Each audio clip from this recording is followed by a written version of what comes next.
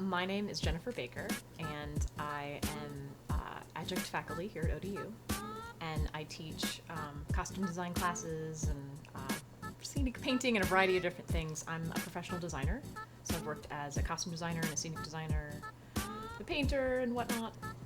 I've always been an artist and a visual artist, and mostly kind of painting in mixed media, so I work with a lot of like abstract sort of painting ideas and that kind of thing, and incorporate other media. And I kind of did that up through undergrad, and then in undergrad I started painting on shows and working on teams and that kind of thing, and building sort of a rapport with that. And then when I graduated from undergrad, I started working in professional theater for about 4 years or so without a degree in theater. Then after working for a while, I thought about it, and I was like, I really want to go back to school, and I want to learn some skills that I'm picking up on the job, but to be able to really hone my skills as a designer. And I hadn't really thought about teaching at the time at all. And so then I went to graduate school. My father's an engineer, and so on some level he taught me different elements of drafting that then I could apply to like scenic design when I was in grad school. Later on, my mother's always been an artist, and whether she sort of worked professionally or not, she's always been able to sort of draw and paint, so it's something we embraced sort of at home. We weren't like expected to.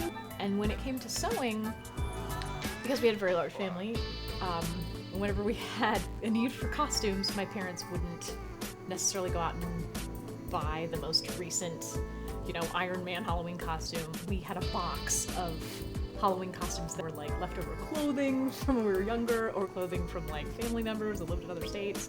And we'd pile all the stuff together, and we would sort of like pull from it, kind of like costume stock here in a way, and we'd sort of create our own costumes. And then when I went to grad school, we learned kind of a regimented process. Oh, you do this first. Oh, you do this step and that. And that's really clung with me.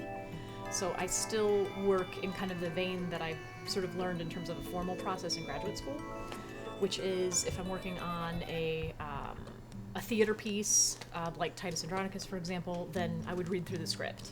I make notes for myself, how many characters, how many changes, that kind of thing, major events that are happening throughout the play.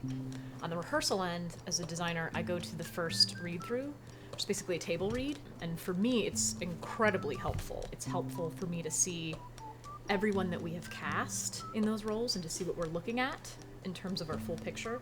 Once I kind of have that in place, I go through and I measure the actors and this and that. I also put together research and put together these collages, which are essentially ideas but visually. I'm a very visual person, so it's easier for me to explain something using visual material as a reference point. And then it's a jumping off point for discussion.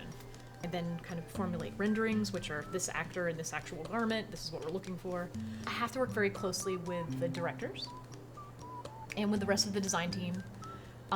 Our lighting process sort of happens, and this is of course with live theater, happens a little bit later. So we have a lighting designer that's really sort of coming in and, I don't want to say commenting on the scenic and costume design, but that their process is kind of being layered in when we're closer to tech. But in terms of sort of the tangible pieces, we had an idea of set, we had an idea of the defining aspect of we have this traveling cart coming in, but it also has a duality of being a war cart and has all this meaning that applies to the Romans and the Goths, and also this traveling troupe of performers. So there's this kind of level of, we have the story within a story sort of unfolding. So we have characters that are very fitted and tight and bound up and covered up. And then we have other characters that are not, that are a little bit more open and loose and kind of ill-fitting and that kind of thing. But that they still all live in this troupe. They still all fall in the same sort of grouping. One of my favorite parts of the process is when we get into tech and I start to see everything kind of come together and it really feels like a cohesive show. It's like one of my favorite parts. I love it. In terms of like inspiration, on a visual level, one of the professors I had in graduate school was a scenic design professor, and he was so very good at teaching you how to see, teaching you how to look through 100 research images and be able to see something completely different and use that as an idea. I didn't know a lot about theater. I knew the social aspect of what happens behind the scenes, that we could work together and sort of create a piece together, but didn't really think about concept, what's actually going on, and that kind of thing, and connecting the work that I'm doing with the content of the piece. as you start to work with others that are taking the text, directors and companies and what have you, and really trying to figure out a way, how are we going to tell this story? Why are we telling this story? What do we want our audience to feel, What do we want them to think? And think when you leave. I mean, whenever I go to a show as an audience member, I think about that too, or a film or whatever. Like, things leave an impression on me, and it's hard to not include myself in what we're doing with that process too.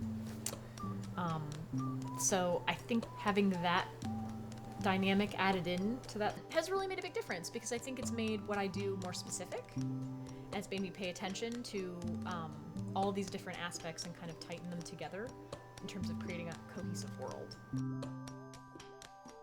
Some more questions? Yay! Do you have any that came up right now? No? Okay. All right. Thank you so much. Awesome.